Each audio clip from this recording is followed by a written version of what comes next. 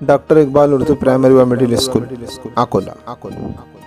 مضمون ماحول کا مطالعہ، حصہ دوم، جماعت پنجم، مضمون مولوی سلیم صاحب۔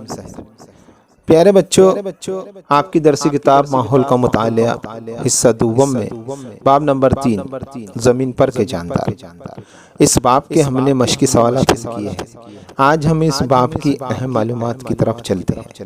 صفحہ نمبر 14 جو آپ کی اسکرین پر نظر آ رہا ہے، اس میں سیارہ مریخ کے مختصر ہی صحیح لیکن دلچسپ معلومات دی گئی ہے۔ آئیے ہم اسے پڑھتے ہیں۔ بعض سائنسدانوں کا قیاس ہے کہ خیال ہے کہ زمین کے علاوہ مریخ پر بھی زندگی کی موجودگی کا امکان ہے، یعنی یہاں پر زندگی آباد ہو سکتی ہے، لیکن اب تک اس کے بارے میں قطعی ثبوت سامنے نہیں آئے ہیں۔ زمین ہی کی طرح مریخ کی بیرونی سطح پر آتش فشاں پہاڑ، وادیاں، ریگستان اور برف سے ڈھکے ہوئے قطبی علاقے موجود ہیں۔ وہاں کاربن ڈائی آکسائیڈ ہوا کا تناسب تقریباً 95% ہے۔ مریخ پر پانی، آکسیجن اور بعض دیگر ہواؤں کی موجودگی کا پتہ چلا ہے، اس لیے اس بات کے امکانات ہیں کہ وہاں جاندار موجود ہے۔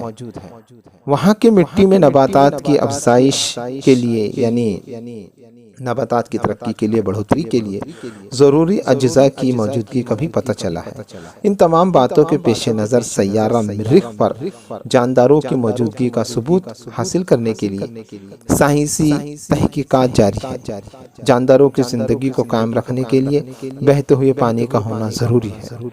مریخ کا قطبی علاقہ برف سے ڈھکا ہوا ہے، اس کے باوجود وہاں بہتا ہوا پانی کافی مقدار میں نہیں ہے۔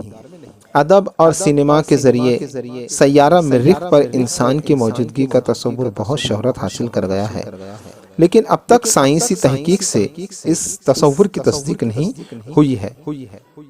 5 نومبر سن عیسوی 2013 کو بھارت نے خلا میں مریخ خلائی جہاز روانہ کیا اور یہ مہم 24 ستمبر سن عیسوی 2014 کو کامیابی سے ہمکنار ہوئی، یعنی مشن کامیاب ہوا، جو ایک تاریخی واقعہ ہے۔